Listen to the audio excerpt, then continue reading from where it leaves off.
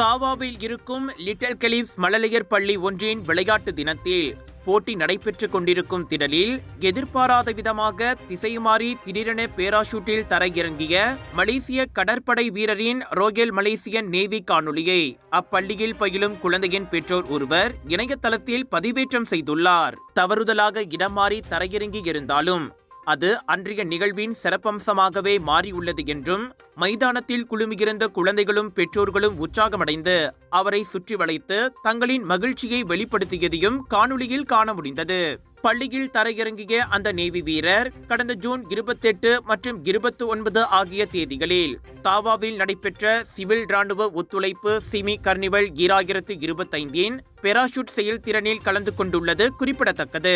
இந்நிலையில் கடற்படை வீரர் ஒருவர் பேராஷூட்டில் லாவகமாக தரையிறங்குவதை பார்க்கும் குழந்தைகள் தாங்களும் எதிர்காலத்தில் ஒரு நேவி வீரராக உருவாக வேண்டும் என்ற உயரிய எண்ணத்தை விதைப்பார்கள் என்று நெட்டிசன்கள் கருத்துரைத்து வருகின்றனர்.